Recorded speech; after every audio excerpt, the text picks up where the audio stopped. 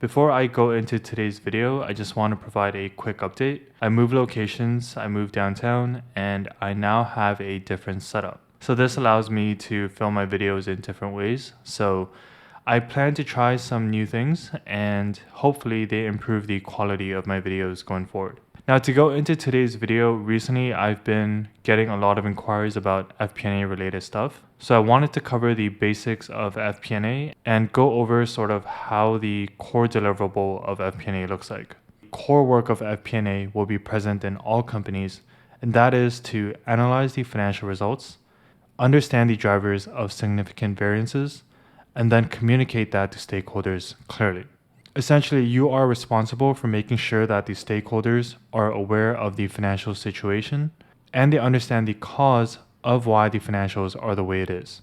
Now, the most common way that this is done is by putting together a variance analysis and then sharing that in a board deck to the C-suite executives.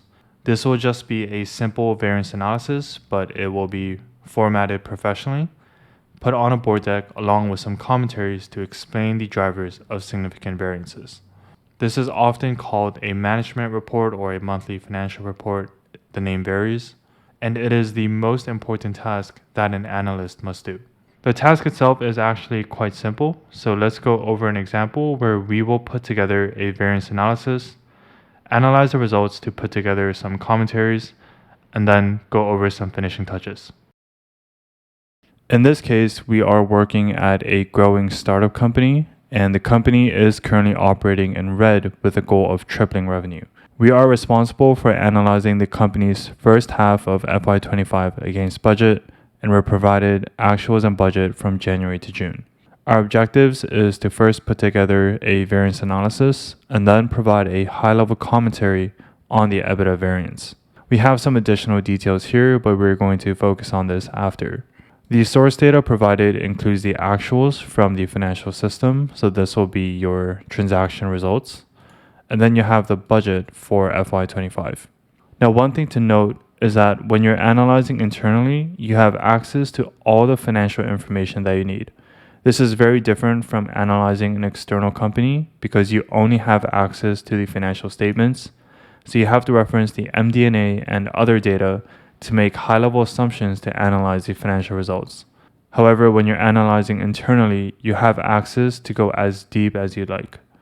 You'll notice that you are provided templates to analyze actuals and budget up to June 2025, and we also have a tab called Ad Hoc Analysis. Now, this is used to get some more insight on some of the variance results for our commentary, which we'll go over after.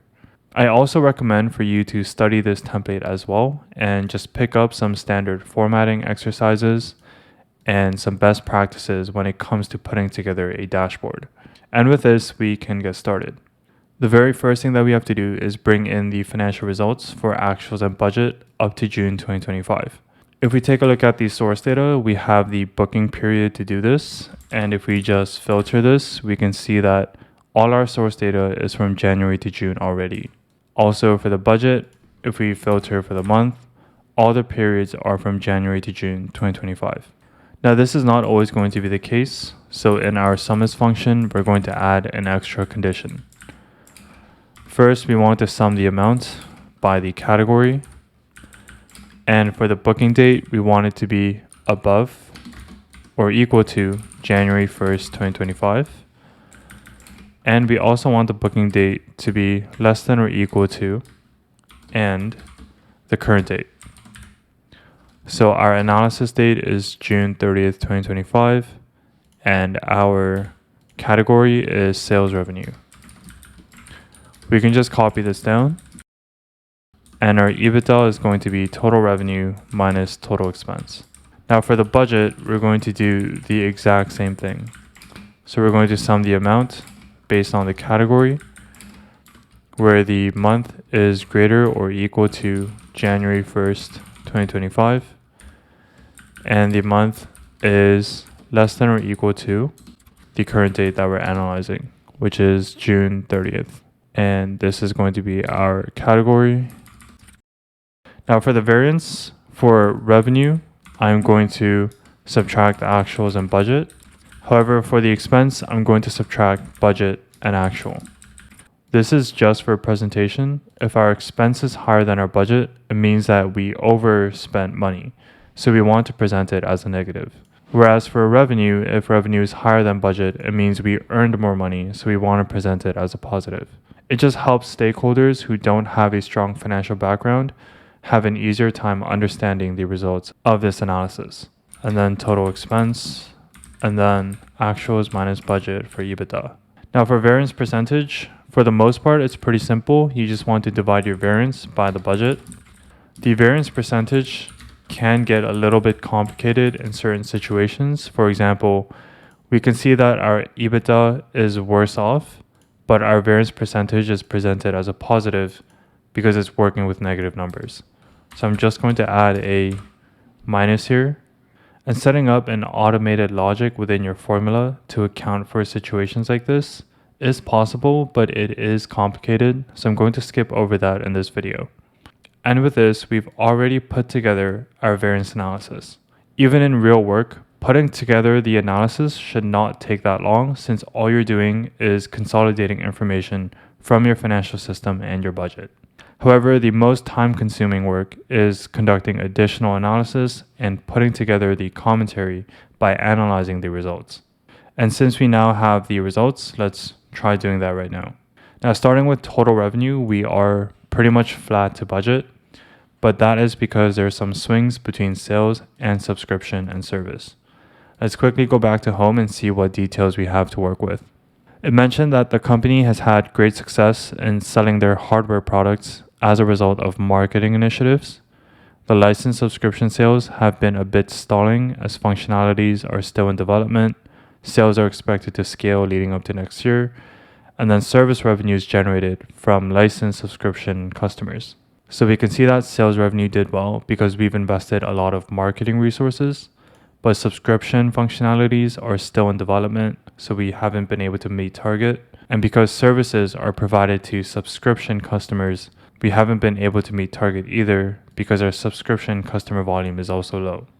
So we can start off with total revenue is flat to budget, primarily driven by higher product sales as a result of stronger marketing initiatives, offset by lower subscription and service revenue due to delayed development of functionalities.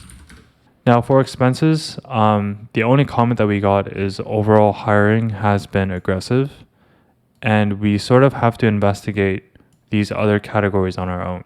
Now, how do we do that is purely up to you. However, from my experience, generally compensation is analyzed based on headcount and divisions. License and consulting costs are analyzed based on vendors, and G&A costs are investigated based on the type and nature of expenses. Now, of course, there's much more detail that you can go into in an actual work scenario, but for our case, let's take this following approach. So for actuals for compensation expense, I'm going to sum ifs the amount, where the category is compensation expense, and the division is the division that we're analyzing.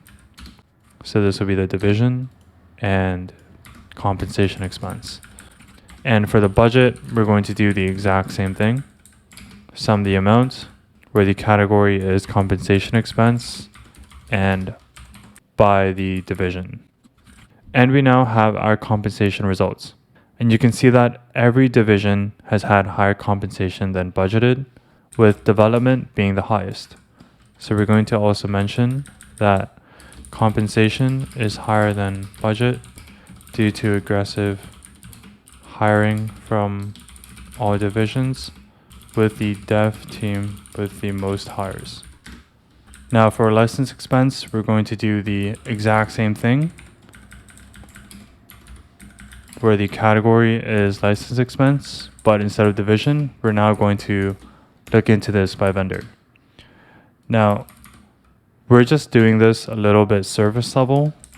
Sometimes you may also want to look into vendor spends by the divisions as well. Just depends on how detailed you want to get into.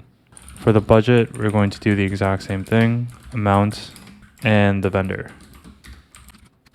And once you have the variance results and you notice certain vendors are contributing a lot to the variance, you can then dig deeper into which divisions incurred cost under that vendor as well. But again, as I mentioned, for this case, we're just going to keep it at this level and just mention that CloudMax and Nimbus Host were the highest. So for our commentary, we're just going to mention license expense is higher due to higher costs with CloudMax and Nimbus. And for professional fees, it's pretty much flat to budget, so we're going to ignore that for now. And then for G&A, we're going to analyze by the GL accounts, which reflects the nature of the costs. My only condition is going to be GL account because GL accounts should be unique to each category. And for G&A costs, we can see that digital advertising and marketing campaigns are the two highest costs, which is in line with our previous commentary of our product sales revenue.